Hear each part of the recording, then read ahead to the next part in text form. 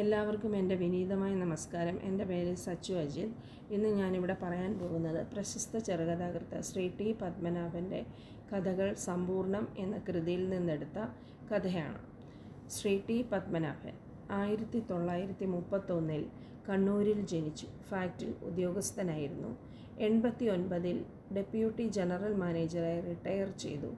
ആകെ 162 കഥകൾ എഴുതി. ഇന്ത്യയിലെ ഏതാണ്ട് എല്ലാ ഭാഷകളിലും റഷ്യൻ, ഫ്രഞ്ച്, ജർമ്മൻ, ഇംഗ്ലീഷ് എന്നീ ഭാഷകളിലും കഥകളുടെ തർജ്ജമ വന്നിട്ടുണ്ട്.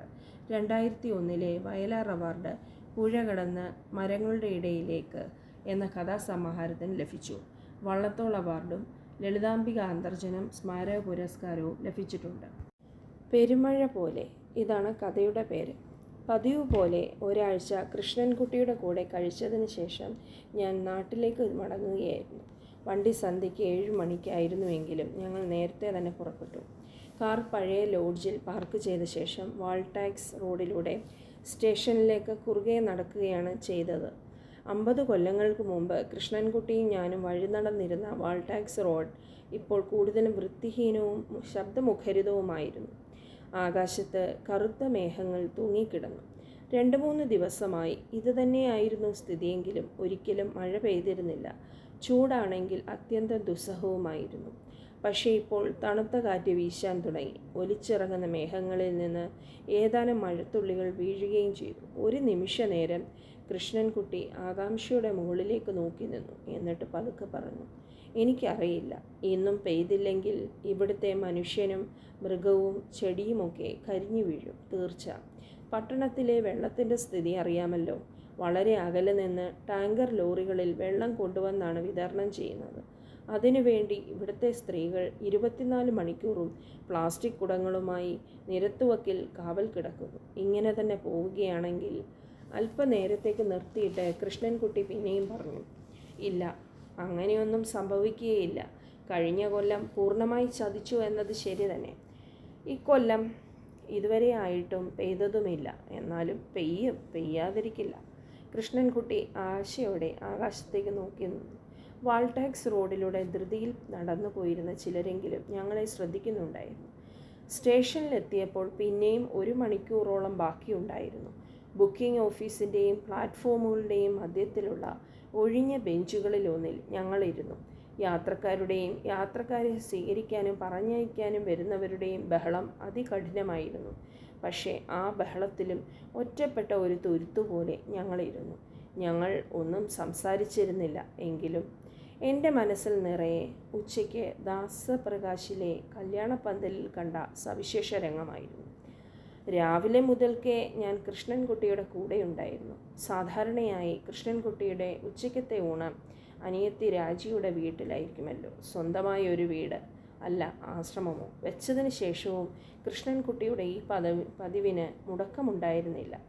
പക്ഷേ ഇന്ന് രാവിലെ കൃഷ്ണൻകുട്ടി രാജിയെ വിളിച്ചു പറഞ്ഞു, ഉച്ചയ്ക്ക് ഞങ്ങളുണ്ടാവില്ല, ഒരു കല്യാണത്തിന് പോകാനുണ്ട്. എന്നിട്ട് എന്നോട് പറഞ്ഞു, പോകാതിരിക്കാൻ പറ്റില്ല. ചെട്ടിയാരുടെ മകൻ്റേതാണ്. വലിയ കൂട്ടർ, ഒരു കാലത്ത് നാട് ഭരിച്ചിരുന്നവർ. ഇപ്പോൾ വലിയ കമ്പനികൾ നടത്തുന്നു. ഞങ്ങളുടെ ഏജൻസിയുമായും ബന്ധമുണ്ട്. പക്ഷേ ഇതിനൊക്കെ ഉപരിയായി നല്ലവരാണ്. പണത്തിന് പുറമേ മനുഷ്യപ്പറ്റുമുണ്ട്. കഴിയുന്ന സഹായം ആർക്കും ചെയ്യും. അതുകൊണ്ടാണ്. ഞാനെല്ലാം വെറുതെ കേട്ടു നിന്നപ്പോൾ കൃഷ്ണൻകുട്ടി ചോദിച്ചു, വരുന്നതിന് വിഷമമുണ്ടോ? ഞാൻ പറഞ്ഞു, വിഷമമോ? നല്ല കഥ. ഈ ചെട്ടിയാന്മാരുടെ കല്യാണമൊന്നും ഞാൻ ഇതുവരെ കണ്ടിട്ടില്ല. പിന്നെ അവരുടെ സദ്യ വളരെ കേമമായിരിക്കുമല്ലോ. കൃഷ്ണൻകുട്ടി ചിരിച്ചുകൊണ്ട് പറഞ്ഞു, കേമമായിരിക്കും. അങ്ങനെയാണ് കൃഷ്ണൻകുട്ടിയുടെ കൂടെ പോയത്. കല്യാണപ്പന്തലിൽ ആളുകളുടെ തിരക്കായിരുന്നു. ഒരു ചെറിയ പൂരം പോലെ.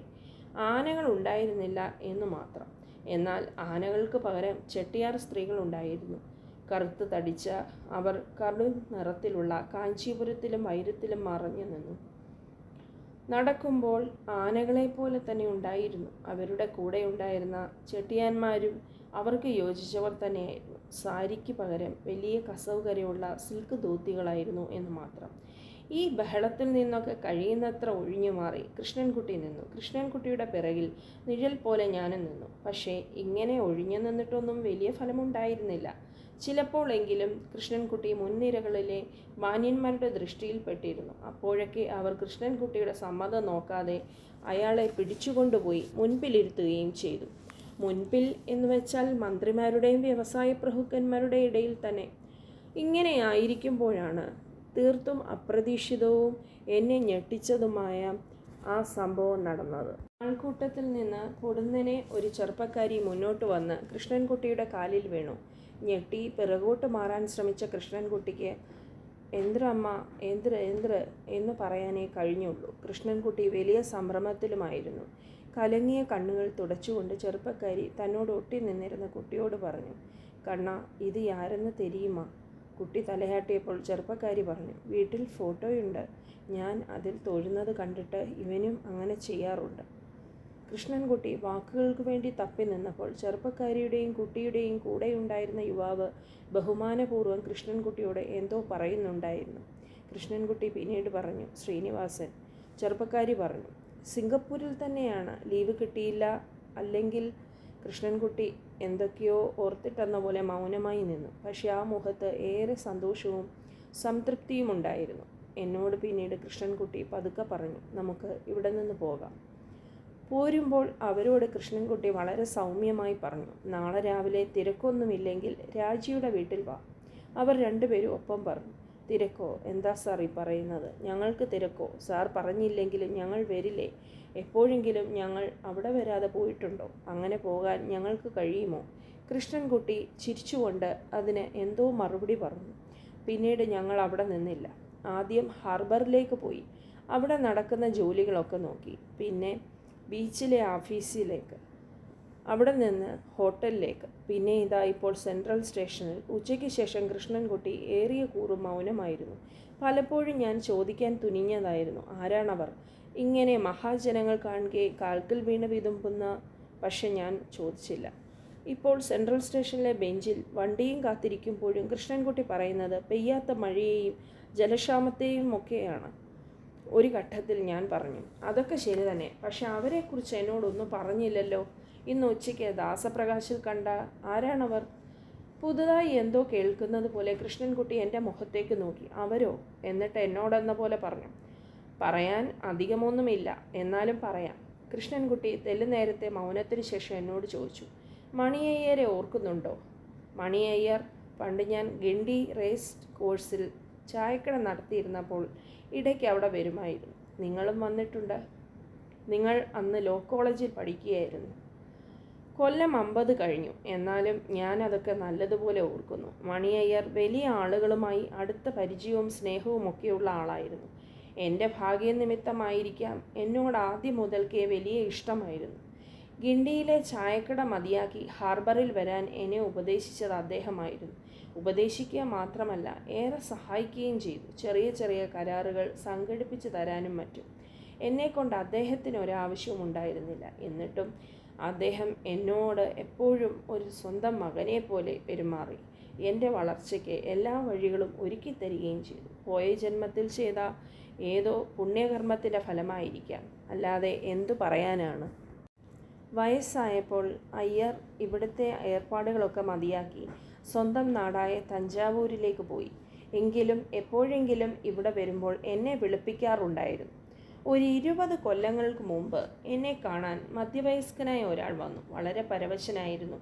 ദാരിദ്ര്യവും രോഗവും അയാളെ പൂർണ്ണമായും കീഴ്പ്പെടുത്തിയിരുന്നു. അയാളുടെ കൂടെ 2 ചെറിയ കുട്ടികളും ഉണ്ടായിരുന്നു, ഒരു പെൺകുട്ടിയും ഒരാൺകുട്ടിയും.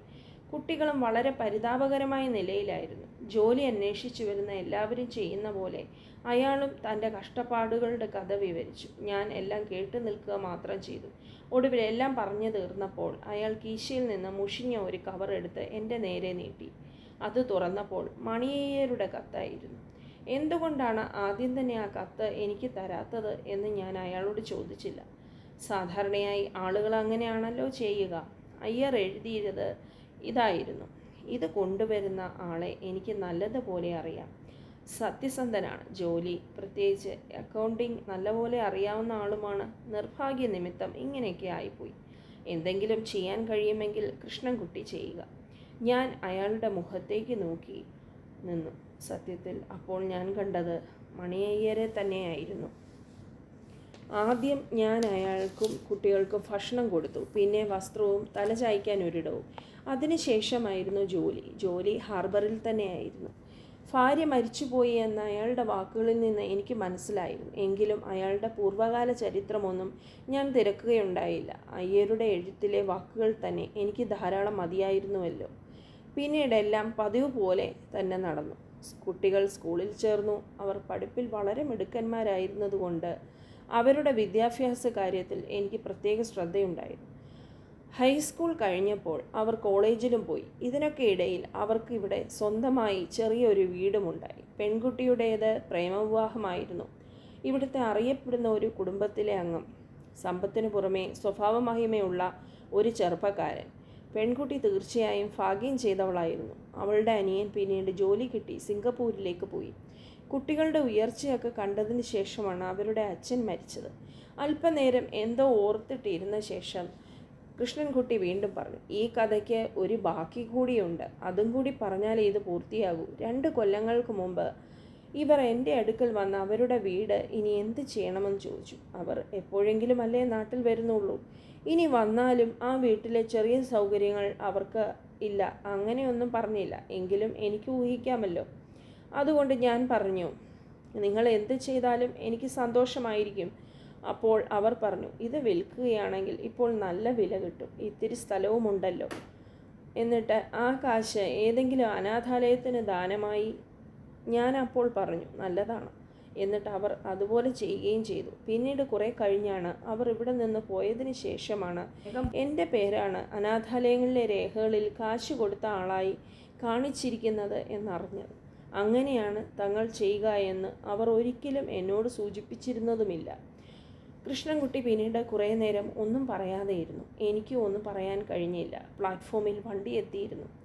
ഞങ്ങൾ അങ്ങോട്ടേക്ക് നടന്നു. വണ്ടി വിടാറായപ്പോൾ കൃഷ്ണൻകുട്ടി ചോദിച്ചു, ഇനി എപ്പോഴാ? ഞാൻ പറഞ്ഞു, വേഗത്തിൽ വരാം. കൃഷ്ണൻകുട്ടി ചോദിച്ചു, ഡിസംബറിന് മുൻപായി തന്നെ? ഞാൻ പറഞ്ഞു, അതെ, ഡിസംബറിന് മുൻപായി തന്നെ. കഴിയുമെങ്കിൽ ഒക്ടോബറിൽ തന്നെ. കൃഷ്ണൻകുട്ടി അപ്പോൾ എങ്ങോട്ടോ നോക്കിക്കൊണ്ട് പതുക്കെ പറഞ്ഞു, ഓരോരുത്തരായി എല്ലാവരും പോവുകയാണ്. ഗോവിന്ദൻ, നമ്പ്യാർ, ദാമോദരൻ നായർ. ഇപ്പോൾ ഞാൻ ഒറ്റയ്ക്കായിരിക്കുന്നു. ചിലപ്പോൾ അതുകൊണ്ടാണ് പറയുന്നത്. എനിക്കൊന്നും പറയാൻ കഴിഞ്ഞില്ല. കൃഷ്ണൻകുട്ടിയെ ഒരിക്കലും ഞാനങ്ങനെ പരിശീലനായി കണ്ടിട്ടില്ലല്ലോ. കൃഷ്ണൻകുട്ടിയുടെ മുഖത്തേക്ക് നോക്കാതെ ആ ക്ഷീണിച്ച കൈ പതുക്കെ പിടിച്ചമർത്തിയപ്പോൾ 50 കൊല്ലക്കാലത്തെ ഓർമ്മകൾ മനസ്സിൽ തിക്കി വരുന്നുണ്ടായിരുന്നു. ദിവസങ്ങളായി മടിച്ചു നിന്ന മഴ അപ്പോൾ പെയ്യുവാൻ തുടങ്ങി. അത് ഒരു പെരുമഴ തന്നെയായിരുന്നു. ആശ്വാസത്തിൻ്റെ പെരുമഴ.